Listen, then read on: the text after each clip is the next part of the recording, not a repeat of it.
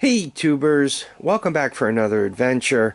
So I'd like to get this three-wheeled utility cart running again, and what stands between me and that is this carburetor. It appears to be the OEM carburetor, no big surprises there, and to get it loose, you need to take a few things off, such as this hose. Obviously easy enough to do, even left-handed, right?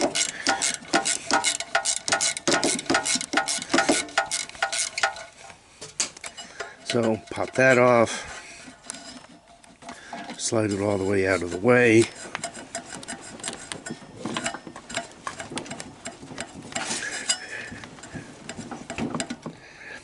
A lot of times after you take the hose off once, they start to leak.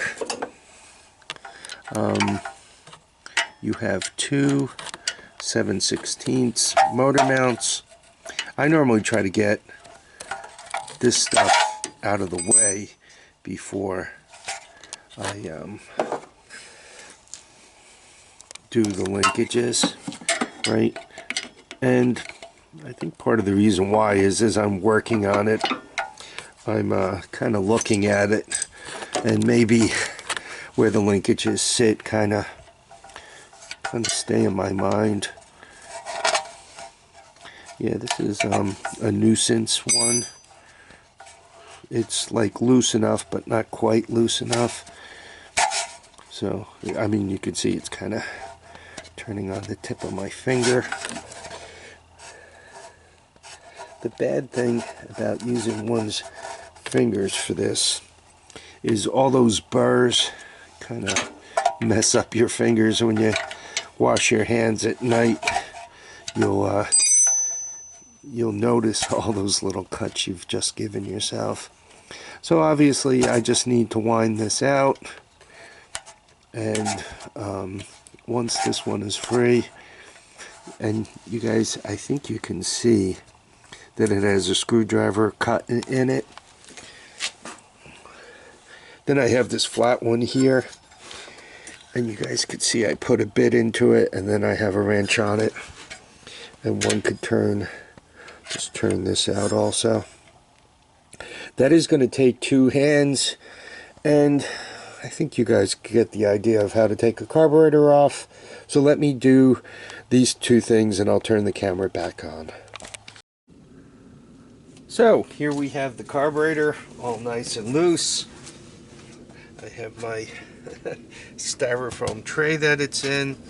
Let's see how bad it is.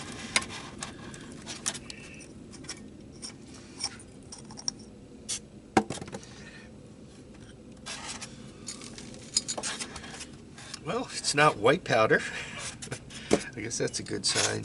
By the look of the float and all, I think this is an old timer.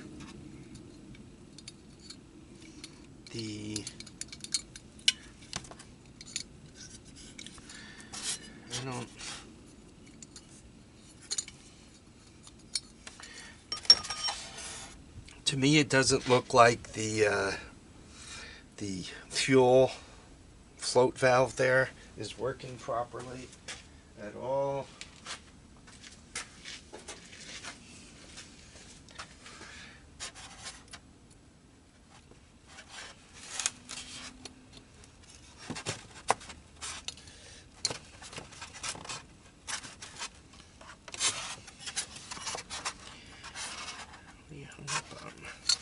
There we go.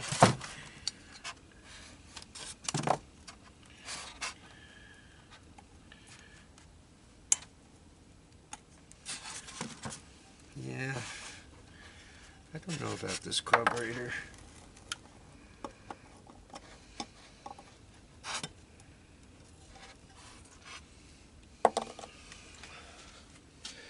I don't know. Maybe, maybe not. You know what? I'm gonna get some carburetor cleaner and kind of blow out all the jets. You tighten this one all the way down, or you count the number of turns until this one bottoms out and this one bottoms out. Then when you take them out, you clean it. When you put them back in, you tighten them all the way, then back them out that number of turns you counted that I just talked about. You know, we'll give it a shot. We'll see. Maybe it'll work. Maybe it won't. By the way, if you're using a styrofoam tray, as I am right here and now, any solvent that hits this turns this into jelly, napalm. So just be aware of that. Even a drop could eat a hole right in that. And once again, it makes it sticky, and anything it gets on really nasty. But once again, I'm going to count these, right? 1 half turn, 2 half turn, 3 half turn, 4 half turn. So 4 half turns for the top guy. By the way, beautiful day today. The sun feels nice. Really great for the end of. Nice long guy with holes in it as a jet. That's interesting. Oops. 1, 2, 2 1/4. Yeah, normally these jets, if you forget to count, if you spin them out about 1.5 turns, that's pretty close to what they should be.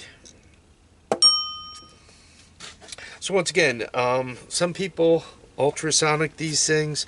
I'm just going to jet solvent through all these passages. I'm going to look in here to see if there's any holes drilled and jet some solvent through there. Same, right? I'm going to jet some solvent through there. And we'll see how it does. So hopefully all the talking I did, you guys were able to see through the camera, right? I wasn't off talking elsewhere. Okay, you guys got to check this out. This is completely wild. This jet, or I mean, normally these are just needle valves, but they actually drilled holes into it to turn it into a jet. Now that is cool. Now what I've done with this is I've blown carburetor cleaner through all these holes to make sure everything is clean and functional, and it is. But you know, that's like some pretty cool sophistication for you know, 1958 technology. A few little things. I like to scrape these along here to make sure they're clean. And in the seat itself, I like to take a Q-tip with solvent, you know, a cotton tip swab, and just kind of run that through to make sure there are no issues. So that's one thing. On the float, give it a little shake, make sure there's no, it's not full of gas, right? You don't want it to sink, because if it does, you're going to flood. And lastly, the carburetor ball. You'll see a couple of spots in here. Make sure I'm showing it to, like here. It's pitted pretty good, but I polished up the bottom of it to make sure it doesn't leak. Those are a couple of areas where you can end up dripping solvent. I've had some pretty good luck with that. You take a little bit of like the Permaflex, you know, the Formagasket material, stuff that smells like shoe polish. Just give that a little dab. Normally it's better to do kind of on the outside and let it dry. If you do it on the inside, unfortunately, you can stick the float to the bottom of the carb, and then you have other problems. It doesn't appear as if that float moves much, so I don't think there's a lot of worry in this particular carburetor about that. But anyway, what I'm going to do is smash it back together again. You guys saw me take it apart, so putting it together is no big mystery. I already put the jets back in. The carburetor is cleaned. I really don't want to call it a rebuild because I didn't change any parts. There's a test you should do before you put it on the bike. Put a little hose on this with the carburetor with the bowl down. Obviously the float should be open, so when you blow in the hose you can hear kind of a little hiss. And then flip it over, blow into it, make sure it stops hissing, and then, you know, just try it back and forth a few times. Make sure, once again, hiss, no hiss. So here's the pile of dirt that came out of that carburetor. It was really quite a bit. And something interesting, notice that it's throttled down. It's at idle, right? You can see it's up against the idle adjust screw. Now, so I'm looking at this going, oh, this is the gas. So I'm pushing on it, right? As I push on it, nothing happens. Doesn't this look like the brake, right? When you push on that, so kind of interesting, a little, from an intuitive point of view, kind of backwards. So just something to be aware of. Do check out to see how your throttle linkage works before you hop on the thing. Or in my case, right, I'll be, oh, let me hit the brake and, you know, smashy. The carbs all installed, the throttle linkage, all that I showed you. Now what I like to do, this happens to be 2-cycle gas. It's just a little handy. And I like using a clear hose so I can see how much I'm putting in there. And if I wasn't doing this one-handed and left-handed, it'd probably be going better. But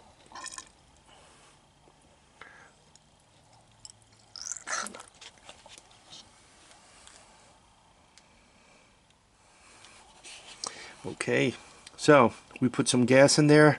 Let me hook the battery up, set up the camera, and we'll see if this puppy starts. So you see how the hose is full and it's holding its level right there, right? If you see it working its way down, once the carburetor bowl is full, you would know, okay, there's leak by. And even if it's not dripping on the floor, you might have leak by that's, you know, going straight into the engine.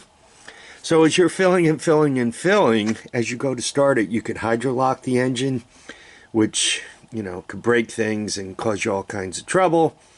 You know, you can end up breaking the rod off. So don't, you know, just for 30 seconds and a clear hose, you can make your life easier.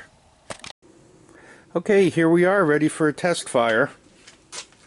So, first thing, turn the key on. Second thing, choke. That'll get closed.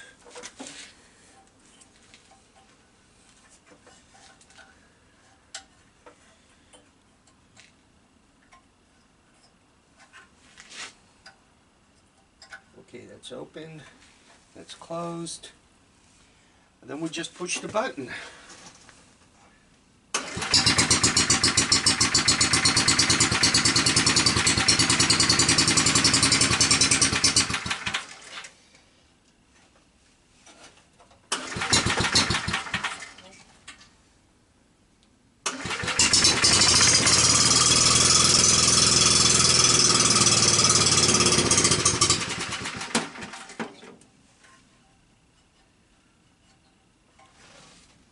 Getting a little smoke here.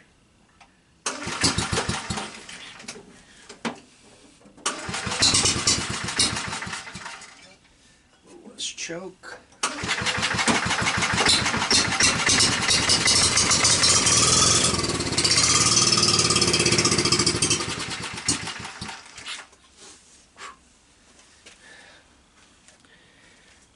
Is that just the 2-cycle oil? Doesn't smell like 2-cycle, just smells like burning oil. Anyway, we could see that next thing up for this is making space and taking it out for a ride. Unfortunately, I have some other stuff cooking, so I'm not going to be able to get to that today. But it does run, which is really, really cool. I'm not sure those points are going to be okay the way I left them. I might actually have to go in there and clean them up. That could also be a reason why it's stalling. I gotta get some fresh air. I want to thank you all for dropping by to watch and comment and subscribe. Please remember to keep your feet down, your heads up, and get out and enjoy each and every day. Bye now.